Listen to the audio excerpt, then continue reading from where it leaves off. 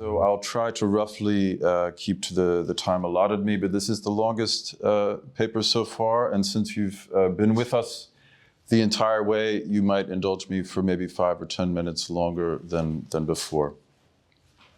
So the last of Jan Patočka's heretical essays is misunderstood. And my task in this evening's lecture is to correct that misunderstanding and to conclude our study of the heretical essays. So first, what is the misunderstanding? French philosopher Paul Ricoeur is shocked by the final pages of the heretical essays, which he judges to be strange and frightening. Writing after Ricoeur and citing him, Jacques Derrida faults Patočka for what he calls, and this is going to be very important for us, Patočka's exceptional and troubling glorification of the front, namely the hellish combat lines of the First World War. Derrida even hints, I think this is entirely mistaken, as you'll hear, that Patočka's tone becomes maniacal in the sixth essay. More recently, and citing both Derrida and Ricoeur, is a former friend, or rather a former colleague and a friend, Nicholas de Warren, who stresses the strangeness of the sixth essay. De Warren says that much of the argument seems foreign to the orthodoxies, not only of modern European philosophy, but to Patočka's own philosophy of history in the heretical essays. He says the sixth essay feels unanticipated. Now, it must be said that de Warren and Derrida and Ricoeur are eminent and brilliant philosophers. Both Derrida and de Warren offer their own subtle readings of the sixth essay, which I can't hope to engage with. But I do want to ask why there is so much confusion and misunderstanding. Well, to some extent, we can say that Patočka's lyricism, his poetic prose, is certainly to blame. He indulges in highly evocative statements in the very final pages of the book. And in the context of 20th century hecatombs, such as the two world wars, this poetry, this mystical sensibility can seem quite lurid. This is going to be really the core of the lecture. Both the introduction and the conclusion will circle this text, which de Warren centers upon.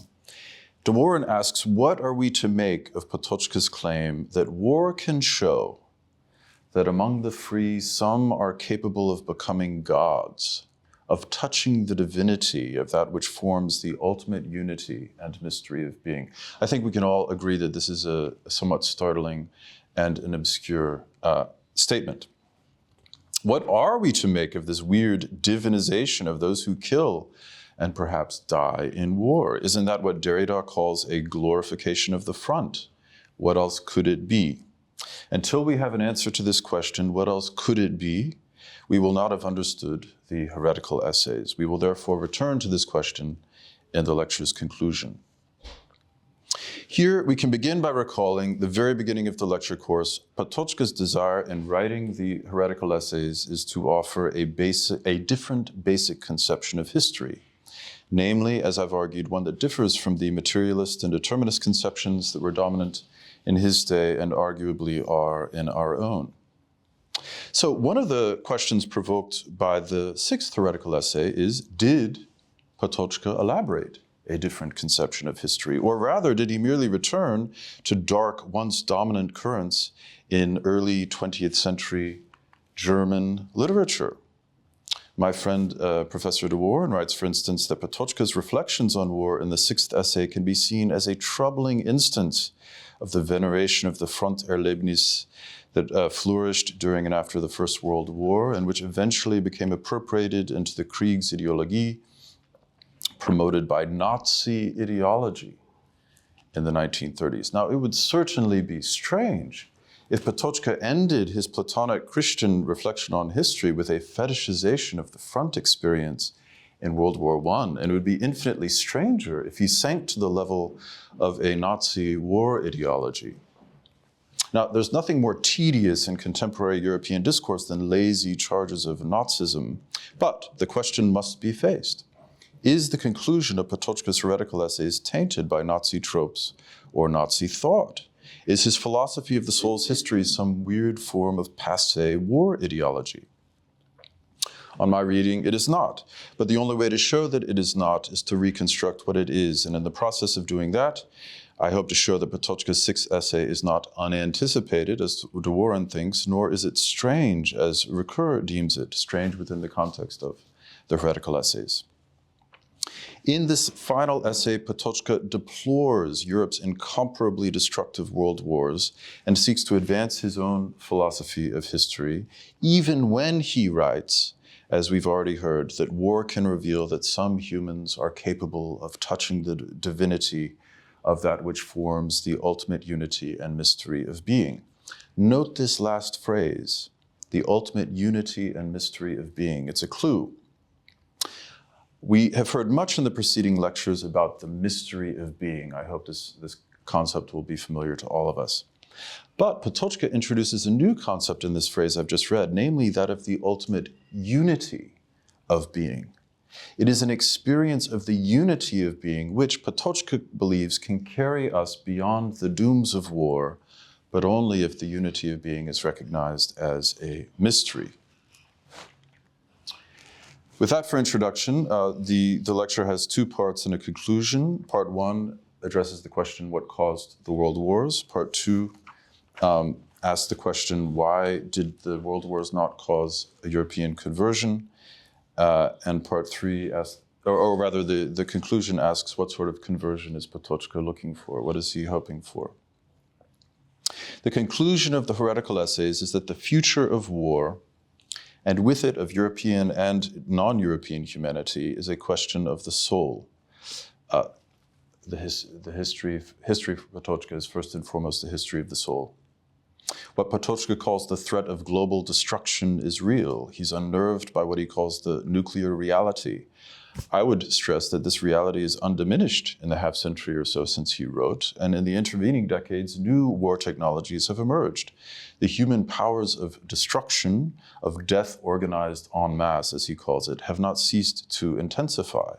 What he calls the will to war is not obsolete. As Patočka warns in 1975, the archaic forces which sent millions into hellfire in the world wars, those forces never die. It seems to me that this is still a warning for us. Thus, without what he calls in the third essay a gigantic conversion, the prospects may be grim. In other words, the future of Europe for Patočka is still bound to the possibility of war and to the ever-branching, ever-intensifying potencies of modern war. And yet, Patočka hopes for peace, and it is out of this hope that he asks the question, what caused the world wars? So those of you who heard the last lecture may recall that myth is what I used to introduce Patočka's critique of technological civilization. And Patočka returns to myth in the sixth essay. In the very first sentence of the essay, which we have on the screen, he says, the First World War was an immense event transcending any individual, carried out by humans, and yet transcending humankind, a process in some sense cosmic. Now, if this strikes you as a mythical formulation, it is meant to, for much later in the essay, Patočka reminds us that conflict is the great instrument which, mythologically speaking, force used in its transition from potency to actuality. In this process, humans, as well as individual peoples, served merely as tools. Is not precisely this the root of the cosmic sense of warfare? Now, what are we to conclude from this formulation? A number of things. First, when Patočka speaks of an event that transcends humankind, he's not simply speaking rhetorically. He believes that there is an archaic concept, force, which seems to have in his vocabulary a sort of demonic influence in the world wars. He phenomenologically defines the demonic in the fifth essay, which is something we've not dealt with. The term is his, though. Patočka is not entirely convinced that the world wars are merely something that humans did.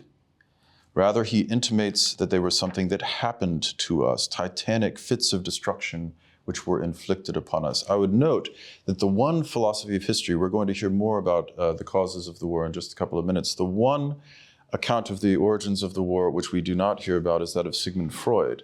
And it seems to me that there are echoes of the death drive, perhaps, in some of Patočka's thought. It is perhaps because of this sense of the deep inner logic of the world wars, one that is not wholly governed by human will, that Patočka is unimpressed by doctrinaire theories of the origins of the world war. The world wars, and what may be his bluntest critique of Marxist thought, not Marx's thought, but Marxist thought in the Heretical Essays. He writes that in the post-war Central Europe, it was simply assumed that Marxism would provide an adequate accounting for the world wars, but he says in reality there are no such explanations. I take this to mean that not just that there are no convincing Marxist explanations of the world wars, Patočka is asserting that there are no such explanations. He denies that we fully understand what occurred in these incomparably destructive conflicts, or entirely understand what caused them.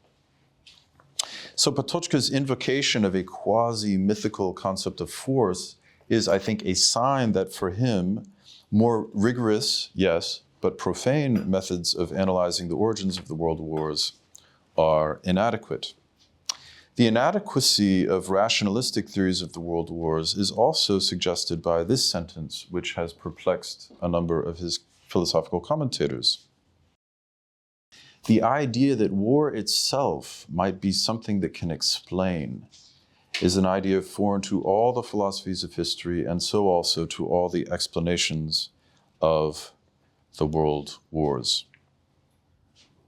I think Patočka wants us to think of force and of war both as archaic structures that lie beyond our final control and that periodically come to control us. He wants to think of force and of war, in his terms, as cosmic realities which in some way transcend us.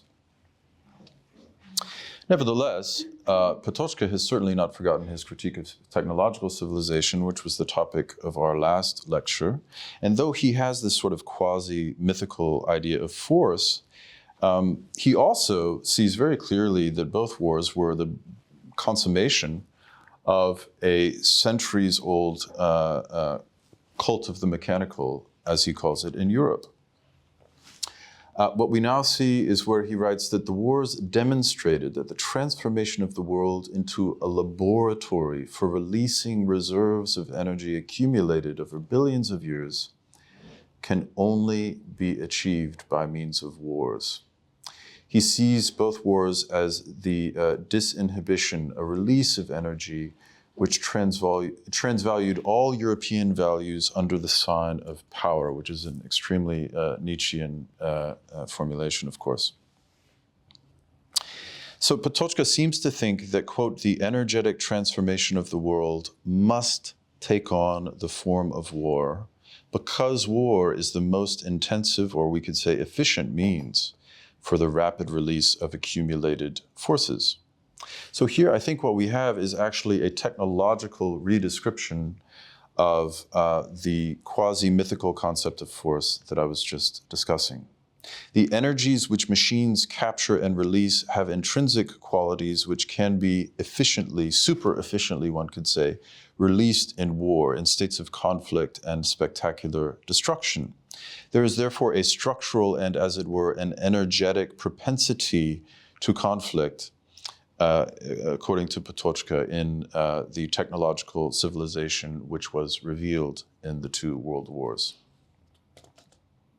But if the world wars' causes are both, in a sense, mythical and more concretely technological, Patočka thinks they are also organizational. We may remember from the last lecture that in a technological civilization, according to Patočka, humans, like all else, are stripped of mystery. He sees this as a feature of modernity's organizational logic. And for him, the model of this organizational logic is Germany.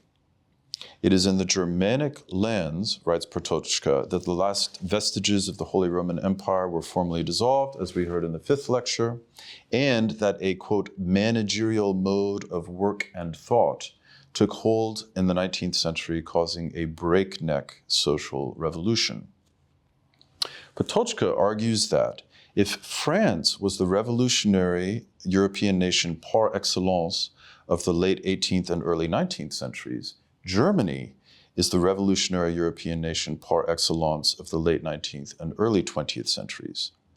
Long before the First World War, he writes, Germany had already transformed Europe into an energetic complex, which is to say, into a technological complex with, as I just tried to argue, an energetic propensity to war. Now, Patočka concedes that there are ideas of Christian origins and democratic ideas of Enlightenment origin, and in Russia, pre-Bolshevik Russia, there are theocratic ideas as well, all of which, he says, figured in the outbreak of the First World War. He concedes this, but this is not where he places his stress. Rather, he says that the revolution which took place in pre-war Germany had as its deep driving force what he calls conspicuous scientification. A scientification which understood science as technology. A positivism is the kind of term he leans upon, and one that increasingly swept away traditions of history, theology, and philosophy in public discourse. So Patočka says it might seem paradoxical, but he thinks it's actually not paradoxical at all. It's an observable fact that, quote, conservative Prussia, with its military caste, its ossified bureaucracy, its incredibly narrow-minded Lutheran orthodoxy, was the bearer and agent of world revolution in the late 19th and early 20th centuries.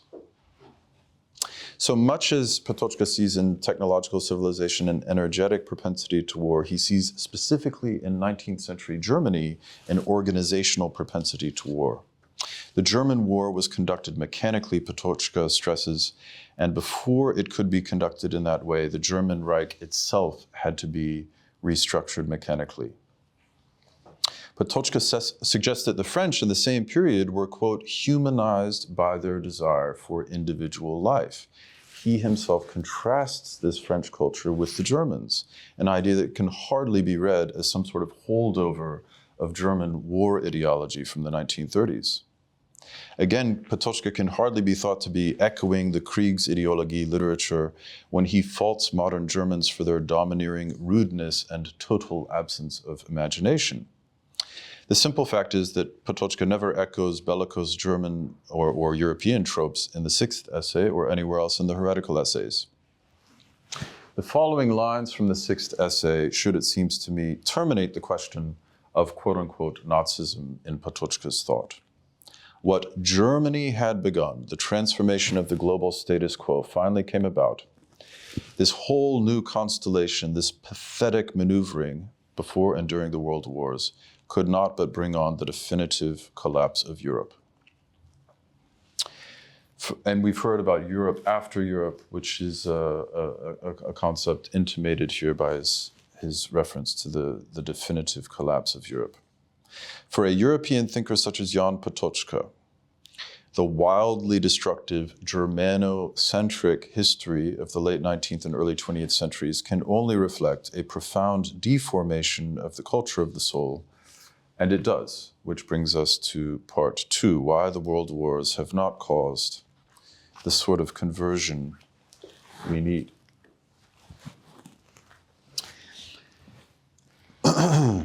If Patočka's question in part one, what caused the world wars, is one of what we could call a destroying potential, he also formulates a question regarding a saving potential of both world wars. Note two things. First, the saving potential is not directly or in a restricted sense political. It cannot be tied to the concrete political objectives of any one of the warring states in the conflicts, and certainly not those of Germany. Second, this saving potential of the world wars has not been realized, and precisely that is what gives rise to his question. Why has this grandiose experience, the two world wars, which should have been capable of leading humankind out of war into a true peace, Why have these wars not had a decisive effect on the history of the 20th century, even though humans en masse were exposed to these wars twice for 4 years? Why has the Second World War not played a role in our lives somehow analogous to that of the fight for peace after the Great War? In other words, it seems to me Patočka is asking, why the Cold War? Or as he prefers to call it, I find this quite an interesting phrase, the smoldering war. Why did the Second World War conclude not with a true peace, but with a sort of untrue war? Of course, the Cold War's coldness is conditioned by what Patočka calls the nuclear reality. He alludes to a Hiroshima complex, a global mood brought on by the eschatological impression made by the instantaneous annihilation of 2 Japanese cities. And Patočka registers a post-war feeling, a fear that humans could precipitate the end of the world, as he calls it. And I would again remind us that this possibility is still a present one. The nuclear reality may explain why the Cold War is cold, but it seems to me that Patočka's deeper question is why there's a war at all. He's troubled by the fact that after 2 outrageously destructive global conflicts, there is still not real peace. And here it seems to me that his reflections are at least arguably contemporary. I do not think that they're at least entirely nullified by the end of the Cold War, roughly a decade after Patočka's death, nor are they altered, it seems to me, by the first stirrings of what some, however dubiously, are now calling a second Cold War.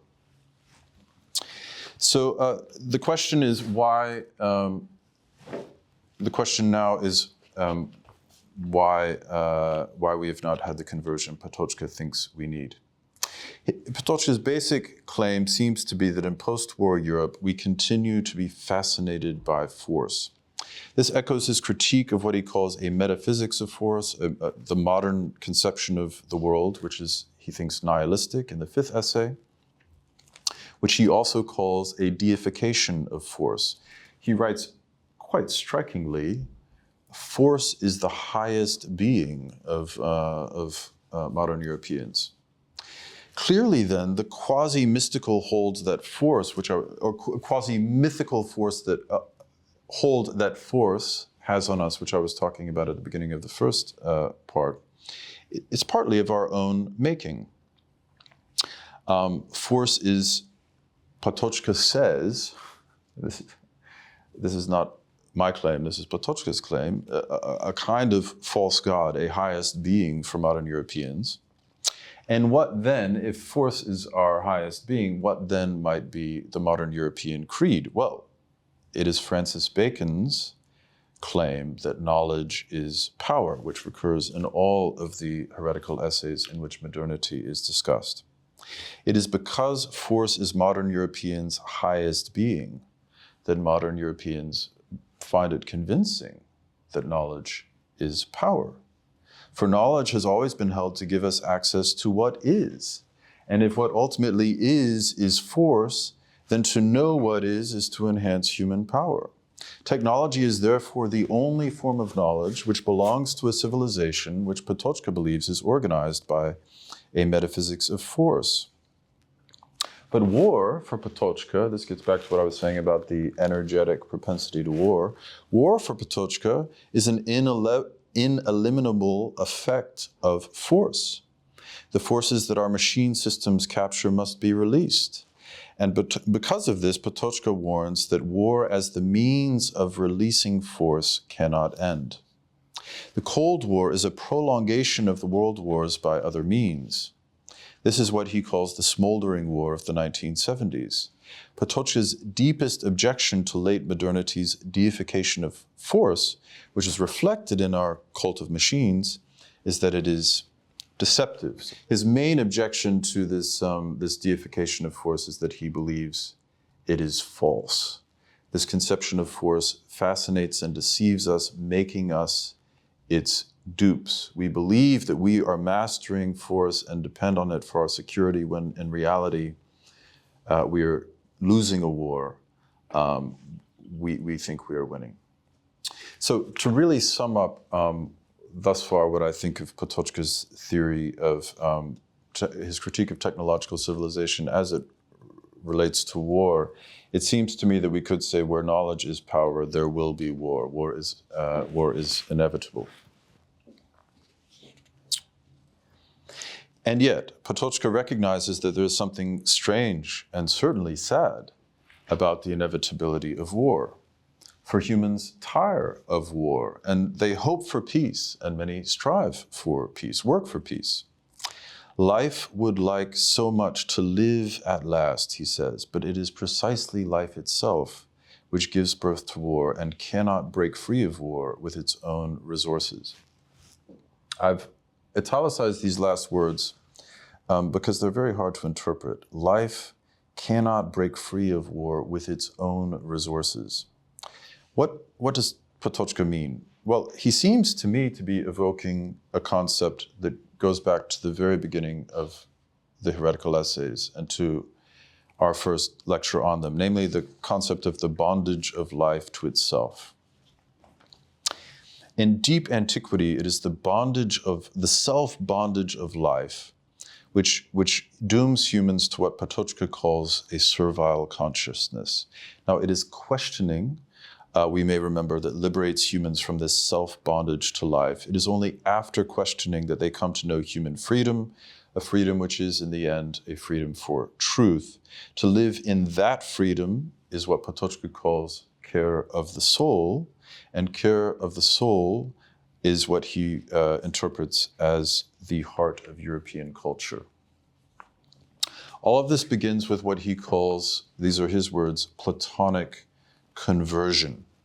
So it's with the question in mind, what could he mean when he says life cannot, with its own resources, break free of war, that we ask the question, what is the place of death in Platonic conversion? The Platonic philosopher overcame death by facing up to it. Care for the soul is inseparable from this facing of death. It is only after we face death that we can have what he calls a true care for life, a care for life which is not a self-bondage to life. Eternal life, he says, life eternal is born of the direct look at death and overcoming of death. It is because one faces death that the soul becomes free. I think that it is this text from Patočka's fifth essay which illuminates his obscure claim in the sixth essay, that life desires peace, and yet it gives birth to war and cannot break free of war with its own resources. Paradoxically, what Patočka means is that life needs the resources of death in order to break free of war. Now, how could that be? Patočka reasons in the sixth essay that governments govern in war and in peace, quote, by means of death, by threatening life. Now, in this picture, governing by means of death, death is not liberatory. We've just heard about death being liberatory, but in this picture, death is not at all liberatory. On the contrary, Patočka calls death in this context the means of maximal human unfreedom. He even suggests that it is the terror of death that drives humans into fire on the front lines, death chaining humans to life and rendering them most manipulable. So Patočka thinks that what divides a Platonic philosopher's or a Christian's relation to death, or his own relation to death, from that of one who is chained to life, is precisely the question of whether death is faced. Death only makes us servile for Patočka when it is a force from behind. Once we turn and face it, which is literally what conversion means, turning to face, changing our orientation in space, death makes possible a true care for life. Stated differently, Patočka believes that it is precisely life itself which gives birth to war, and that life cannot break free of war as long as life is in bondage to itself. It is only a true care for life, a life that is free, that can break free of war. And in order to become free in such a way, and thus in order to break free of war, humans must face death. In literal terms, humans must convert. Patočka ultimately believes that the world wars did not end all wars because we have not converted. The inner experience of these tremendous conflagrations did not break Europeans' fascination with force. It didn't free us from bondage to life.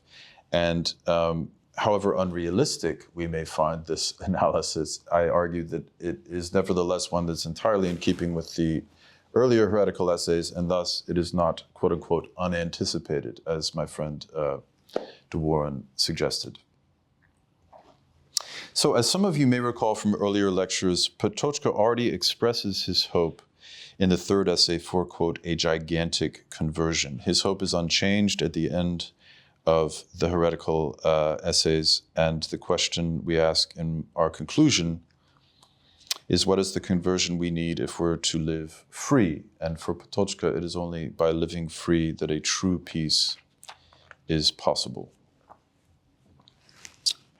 The wars that led to the collapse of Europe are not glorified in the heretical essays, nor, for that matter, are many of the wars that led to the rise of Europe in the modern period. For Patočka, in the 16th century, a new life was born in Europe, one in which care for the external world and its conquest, rather than care for the soul, became the dominant concern.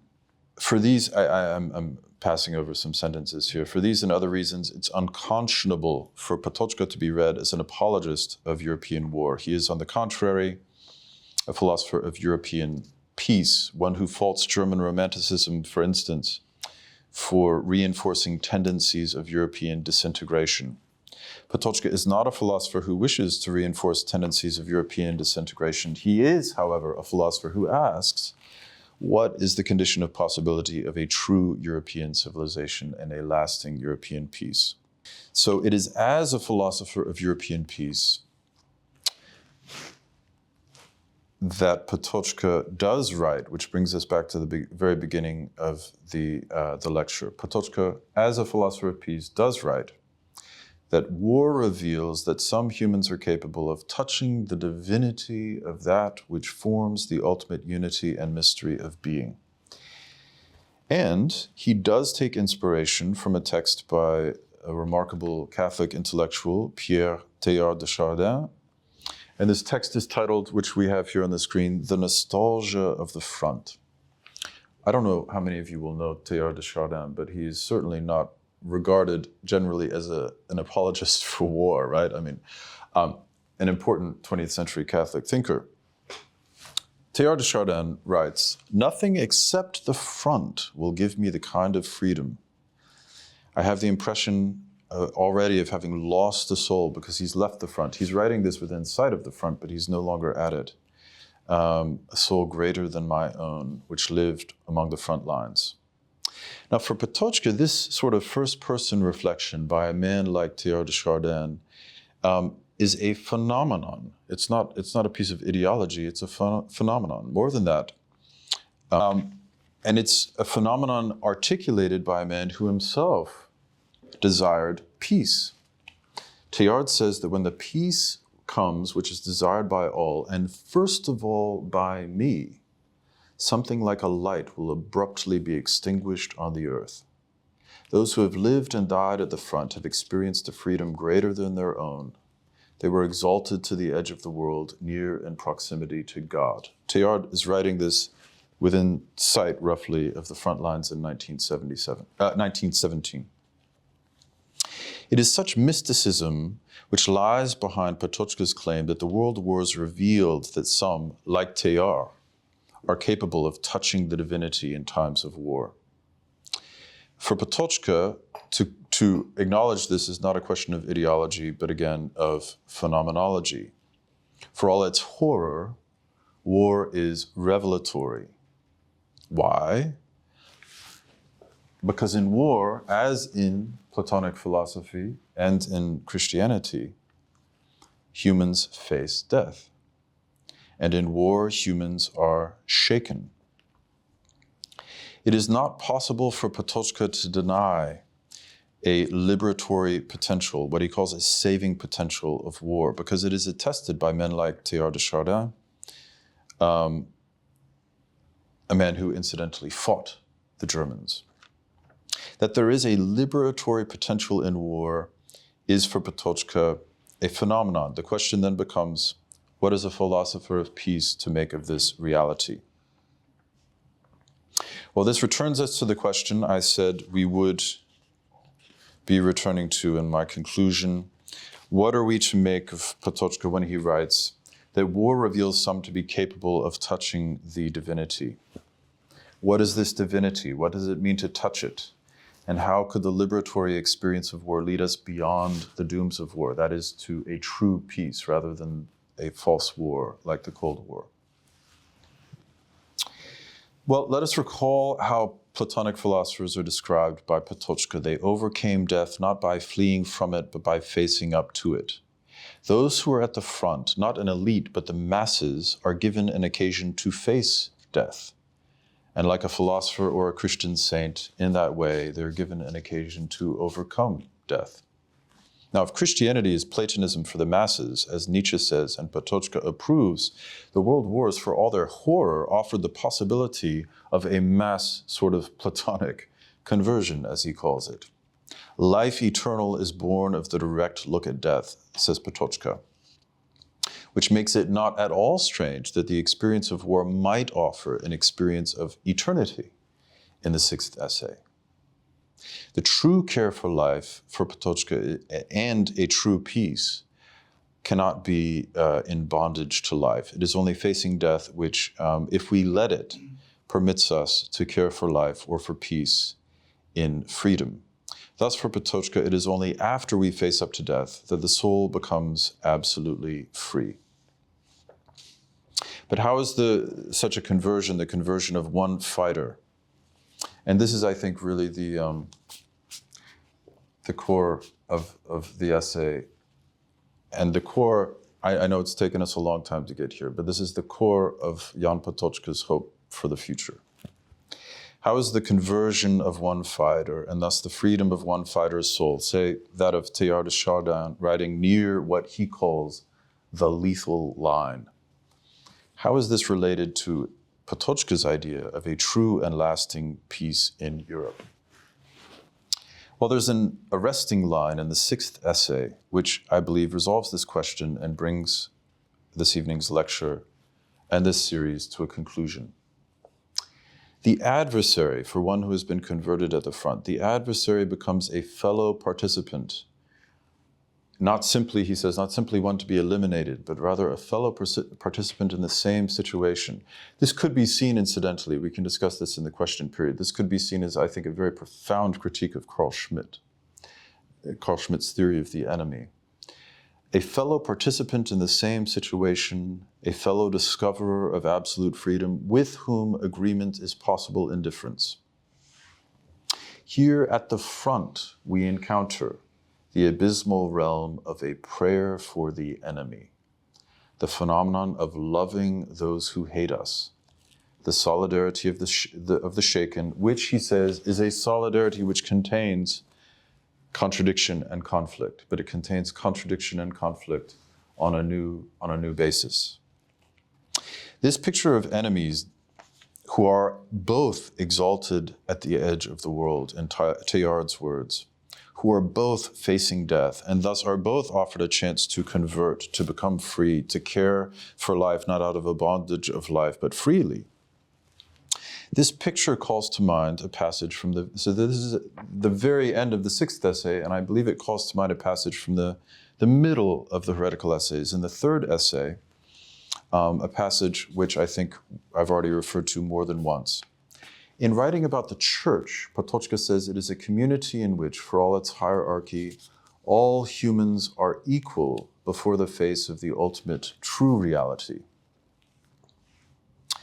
Patočka detests both world wars, but there is in them a certain possibility of divinity, a certain saving potential, for the sole reason that, at the front, as within the church, and in, indeed, philosophical reflection, all humans are equal before the face of the ultimate reality. At the front, that reality is death. In the church, too, it is death, through which believers hope to be saved by God. And we've already heard that for the Platonic philosopher, it is death. At the front, as in church, humans are forced to dwell with and in the knowledge that, as Patočka puts it, life leans out into the night. Now, conversion is not a necessity. He does not end his philosophy of history with a necessity. He is pushing back against materialist and determinist theories of history. Conversion is not a necessity. Because it is an act of freedom, or the act of freedom par excellence, it is only ever a possibility. This is true in church, this is true in philosophy, and this is true at the front. Patočka is sad and troubled that the vast fatal lines of the world wars did not result in what he calls a gigantic conversion in Europe. However mystical or naive this hope for a gigantic conversion may seem to us, Jan Patočka is convinced, at the end of his life, that nothing but a new embrace of a culture of care for the soul, a deep and a free revival of the Platonic Christian legacy in Europe can save Europe from a dark and violent future. What the front and the church both offer is a zone within which, as we see here, all humans are equal, a zone within which all humans are equal before the face of the ultimate reality. It is only in such a zone, for all its severities, that we can enter into what the Czech philosopher calls a realm of prayer for the enemy. It is only in such a zone that we can glimpse the phenomenon of loving those who hate us. This, for Patočka, is not a mere theory. What war reveals is something that is no mere article of faith. And what is that? Adversaries, he writes, belong to each other. This is one of the last lines of the Heretical Essays. This is not a strange or a novel thought, as we heard at the beginning of the lecture. On the contrary, Patočka is lifting it from certain passages in the Platonic dialogues, and even more clearly from the Gospels. The divinity of that which forms the mystery of being, in Patočka's words, is the same divinity which forms the ultimate unity of being. However nebulous such words might seem to us, this is Patočka's heresy. He is convinced that if Europeans forget such words, they will not only be forgetting the inmost core of the Platonic Christian legacy which once made Europe beautiful, but they will also be forgetting the highest intimations of a human unity, in the absence of which a true and lasting peace is unthinkable. Thank you.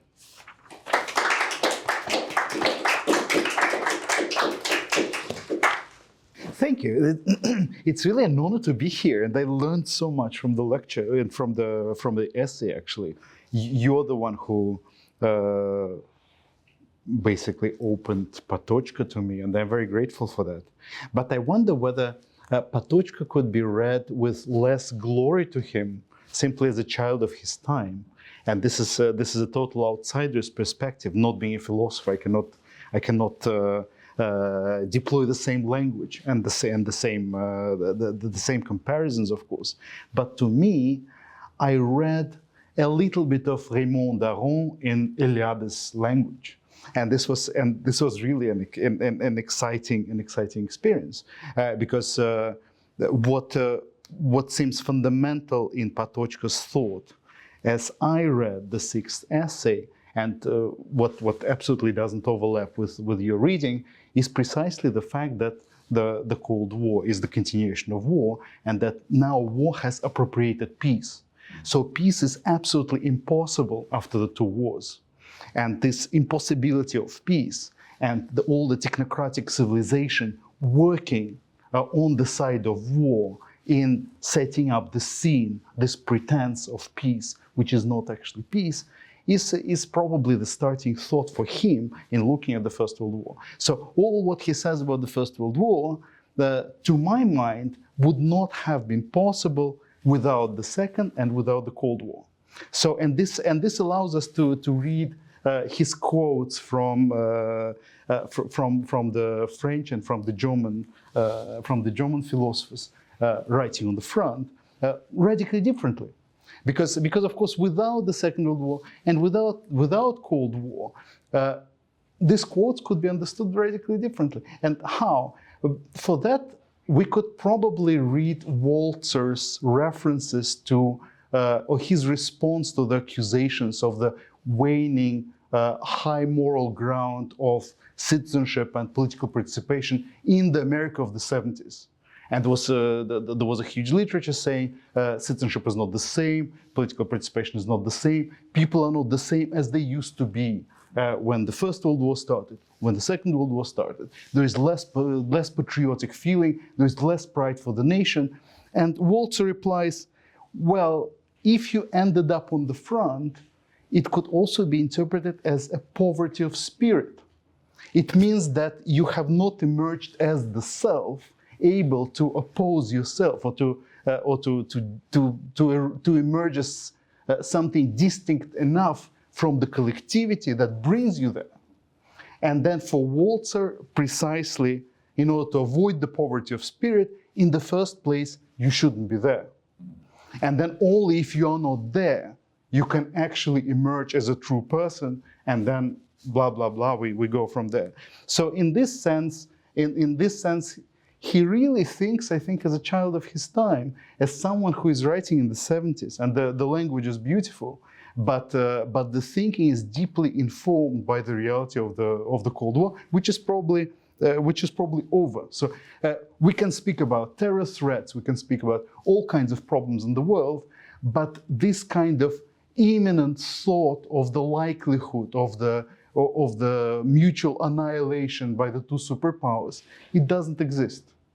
So in this sense, I think we should clearly distinguish the current time from the time during which all this was written. So in this sense, if we think about classical art, if we think about the poetry of the front, if we think about the movies of the movies of the Cold War, like Öfret by Tarkovsky, where you need prayer and intense sacrifice in order to stop the annihilation of the world, and then the gentleman in the film succeeds.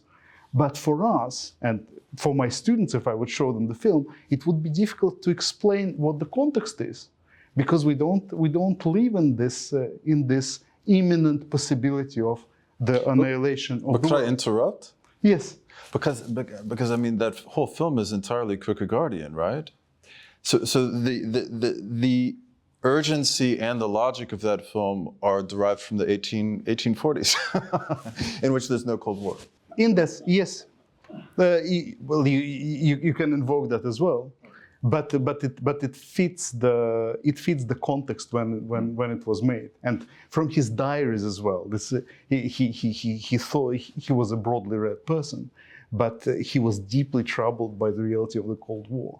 And on my reading, this is something that deserves as much attention as other points of inspiration in his film.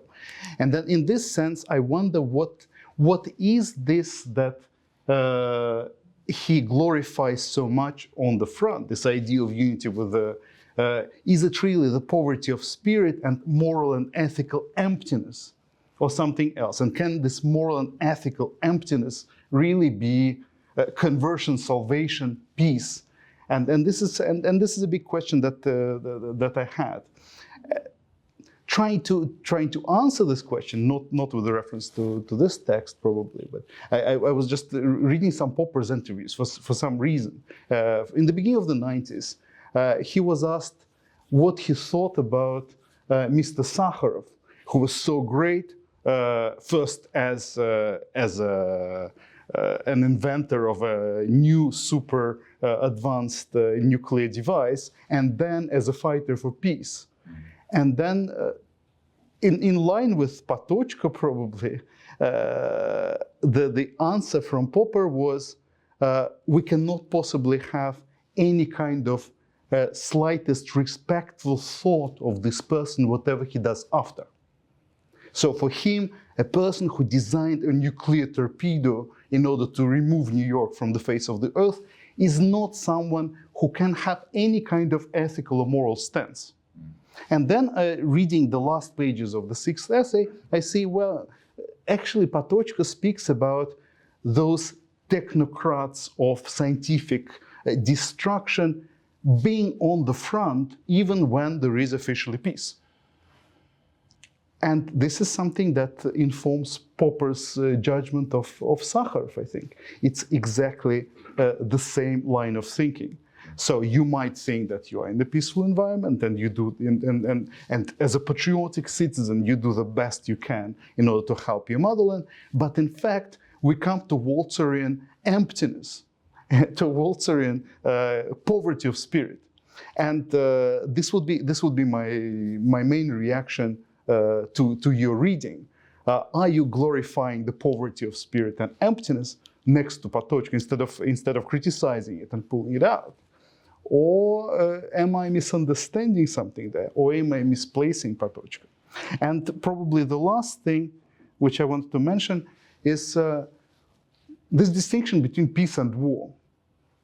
He kind of says that, well, the world is now in the 20th century in the realm of the night, but we all dream for peace.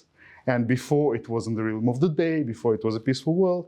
And if we read the studies on what is peace and what is war, Michael Howard, The Invention of Peace, then actually probably it's the other way around.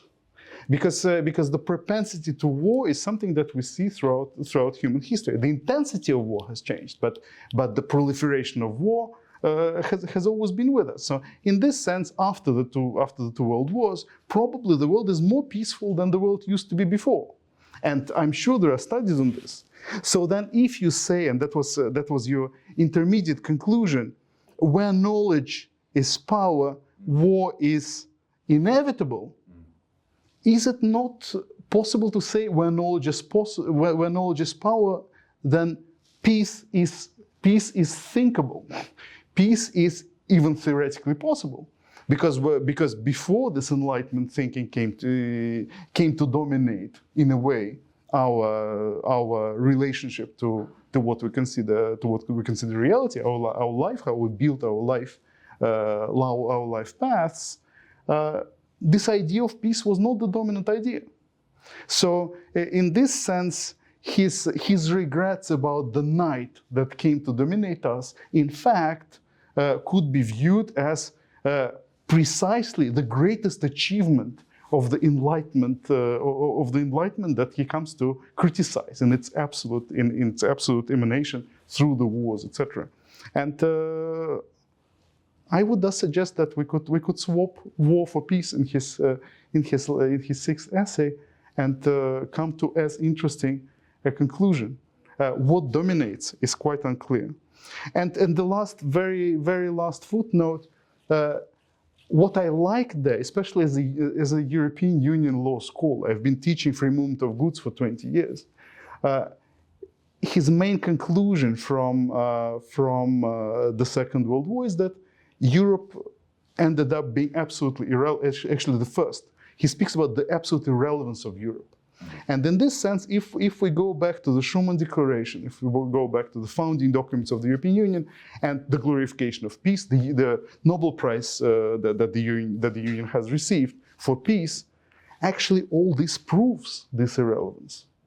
Because in the world of Tarkovsky's Öfred, Kierkegaardian or not, it was still a world where annihilation was imminently possible and where Europe would not have played any role in that annihilation, either friendly to each other or not. So then this comes to the final point. What is the relevance of war in Europe then in this kind of context? When Europe is a side field rather than the main field of this cosmic confrontation, as it were. And finally, I would like to underline once again that he comes very close to really glorifying the poverty of spirit and emptiness, presenting it as something that what you called post or anti-Schmittian, because Schmittian enemy and confrontation with the enemy is not empty, and it's not amoral, and it's not unethical in terms of the denial of of both ideas. It's something that is ripe with meaning. And I stop here. This is a marvelous comment, Dmitry, or rather series of comments. I mean, we can begin at the end, and I actually think it's quite extraordinary. I mean, the echoes of the Gospels here, love for those who hate us, is something that Schmidt, my first scholarly publication was on the concept of the political, and there's a footnote on this. I've always wanted to go back and treat it at greater length, but Schmidt talks about, he actually says that the ekthros in the evangelical command to love one's enemy, he says the Greek word which is chosen precisely because it does not apply to the political enemy. So I do think it's quite extraordinary that Patočka, for one reason or another, in one way or another, draws precisely upon this this evangelical text in a fundamentally different way. I think in a certain way that Schmidt would grant the kind of final formulation that adversaries belong to one another, right? But he would give it a different meaning. There's so much here. I mean, could I ask you, among other things, are you so certain that the possibilities, again, which are not limited to nuclear confrontation, but the possibilities of really catastrophic, if not absolute, but catastrophic destruction, are you so certain that these are less as we move into the 2020s than they were in the 1970s? I mean, it seems to me that there are still vast systems deployed and new systems being created, which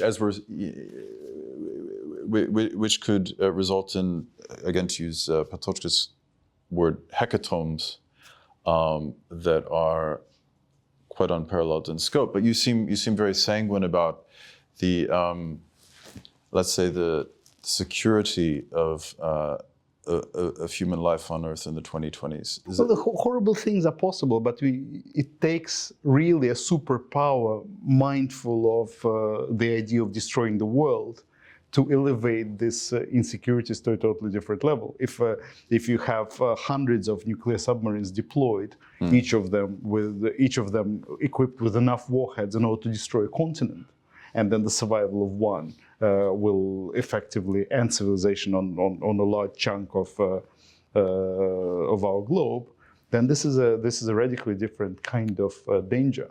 No terrorist organization, no global warming, no cataclysms we can think of will ever replace the Soviet Union at war with the United States. Well, I mean, it seems to me. But this is just a personal, non-expert view, and that was probably much inspired by.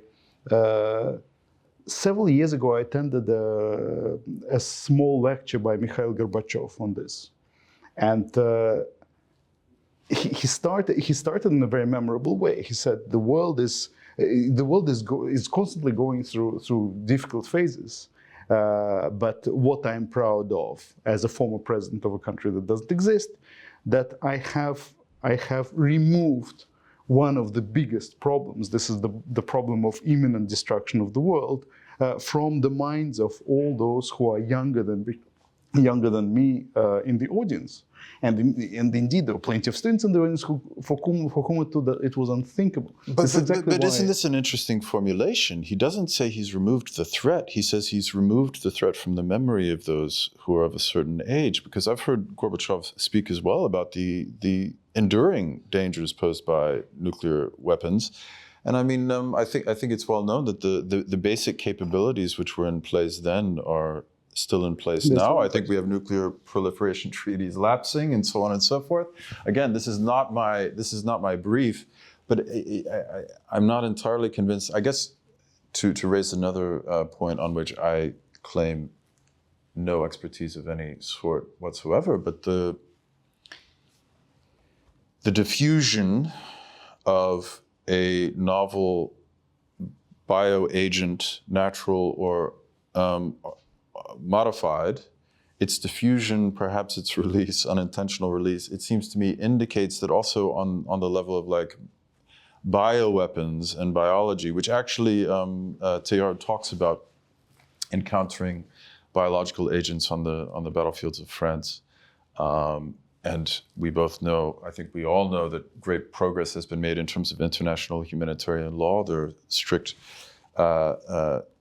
protocols in place and so on and so forth. But it seems to me that new possibilities are emerging for intentional and unintentional sorts of damage to be done, including by actors who are not necessarily state actors, much less great power actors. It seems that we now have a level of knowledge and technological, not control, but of biological manipulability that the inadvertent release of certain agents, which could cause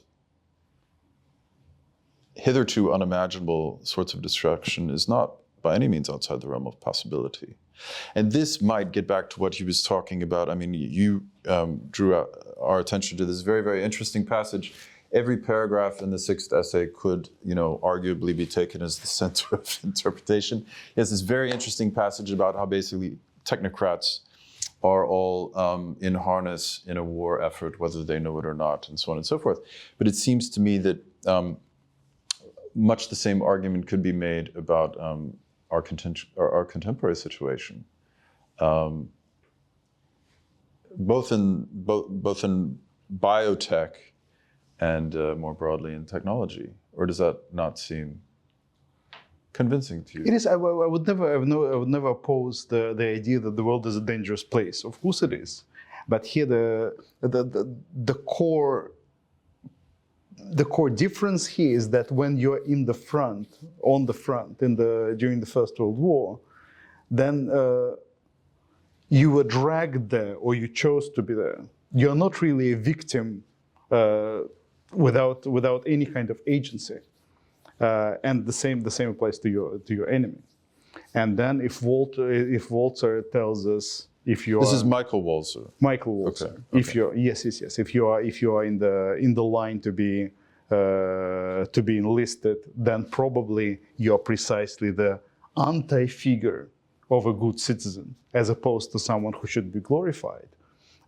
This then removes all the good people in Walzer's eyes from the scope of those who can experience this super bonding with the enemy in Patočka's understanding. I mean, I do think that his critique would be more structural than, let's say, individual or psychological. So I think part of is the state.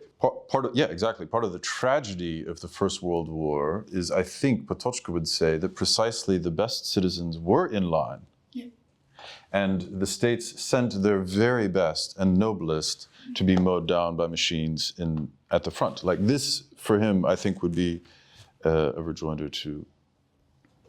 But this is precisely what Walzer was replying to, because the criticism was 70s, but the same criticism is heard today. Like, how much are we ready to sacrifice for our mother, to sacrifice ourselves for the motherland? Will it even be possible to repeat the kind of sacrifices of the First and the Second World War? And if we answer no, then we hear an objection that probably people are morally deficient compared with our forefathers. And Michael Walzer says, no, in fact, quite the contrary is true. And if we agree with him, then we would agree with Patočka, because Patočka has this starting understanding that indeed, and that's why he quotes those who were on the front, you are a coward if you are not exposed to this kind of state violence. Okay, no, I don't think that this is the approach he would take. It seems to me that he is not praising per se. I certainly don't believe that he would countenance a sort of psychologistic critique of those who went to the front. And certainly, I think he would reject any sort of vilification of those who agreed to serve. But I don't think he's praising the fact that they are there. He is recognizing that this particular experience of life in extremis opens up certain possibilities, such as the recognition of solidarity with the one who you are trying to kill and who is trying to kill you, which he hopes that this recognition might be the basis, which he says it is not. It is not proven yet to be the basis, but his argument is he hopes that this recognition of solidarity, of the shaken, he calls it, might be the basis of a political culture in which we no longer find ourselves subjected to such violence or subjecting others to such violence, but rather finding agreement which is possible in difference. So it seems to me that without vilifying or undermining the moral standing of those who fought and suffered, and of course, it goes without saying, inflicted suffering, he nevertheless is trying to indicate the way forward. And for him, the way forward means that a situation in which these people, these masses, these citizens will not find themselves ever again in that situation. I wrote something on the margins reading this passage, and what I wrote was Christmas, because if you think about the bondings on the Western thought the same Front, thing actually. yeah, exactly. Yeah. So then which is quite a topical. And it's a different way to bond without actually inflicting suffering, which is only possible in the absence of enforcement by the state on the front. So then the state is something that is missing from the whole presentation of his 20th century history. And I wonder whether we can be really convincing without saying a word about the state. I think this is an extremely intelligent and again topical thought with which to conclude. Brilliant.